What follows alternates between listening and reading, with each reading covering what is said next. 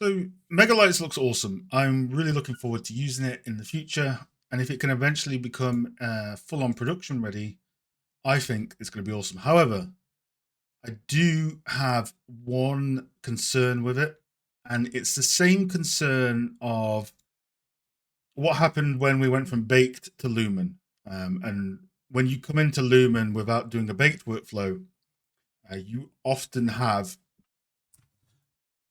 you're missing a lot of things that could help you problem solve or approach lighting in a sort of real time production ready way. So my concerns with Megascans is that right now in lighting, a lot of the time you're using spotlights because spotlights render what's in the cone. You generally want to keep towards an orange and green light optimization mode in Unreal. And there's a lot more that goes into optimization. But one thing that I'm learning and I keep hearing and I'm testing it out and it's working is that when you're doing these sort of physically based lighting workflows, every light should come from a source. We should we shouldn't well we should reduce the amount of fake lights we have. Now if you're doing cinematics, ignore this. This is for gameplay lighting running around the world. You got to run at 60 FPS. So more and more, we're talking about removing fake lights, using lights that come from light sources. Therefore, we're going to reflect what's happening in reality. Simpler is better. Less lights is better. Lots of fake lights can be chaotic. I've been using that sort of methodology in my personal work, and I'm seeing great gains with it. And in a production area or a studio, that is a really good workflow as well. So when Megascans sort of hits the horizon, one of the things I am worried about, or one of the things I think you should be careful of when using Megascans is just because we can now render hundreds of lights doesn't mean that you should, unless your art direction calls for it and it's refined by your sort of art director, technical director, all that sort of stuff.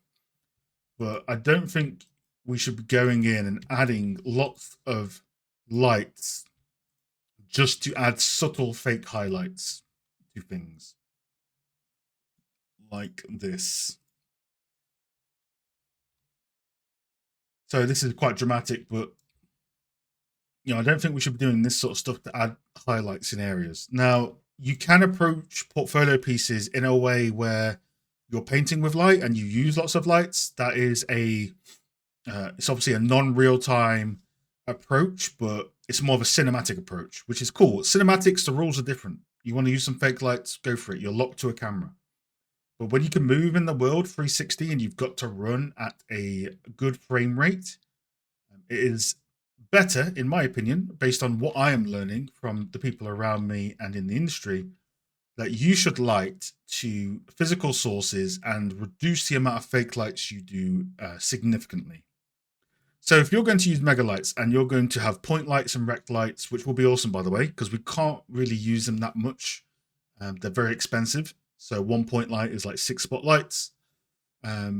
So we have to use those caringly. If we can now use those to an unlimited degree, that's amazing because now our already sort of PBL based approach is going to get much stronger.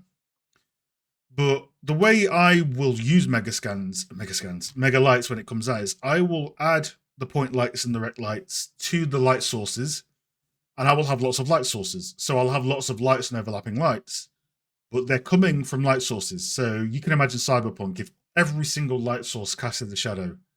Amazing. Just not from path tracing, right? From the actual high and ultra modes. But having lots of fake lights floating in the world to highlight bits, I don't think it's good for that unless you're working on a very specific type of game that calls for that. If you're working on a physically based lighting data approach to a game that has to run at 60 FPS, I think MegaLights on light sources, cool, use lots of light sources, but don't have random lights floating in the air to add fake highlights. That is sort of my number one factor that I'm thinking about. And I do think if you come into MegaLights having not done a lot of this stuff with Baked or Lumen, you might throw all those lights around and it might not be the best thing to do because it can get very messy to work with. So for me, I still think having this mode be green, blue, and a bit of yellow over here is cool. I know that will change meta-wise when MegaLights becomes the standard.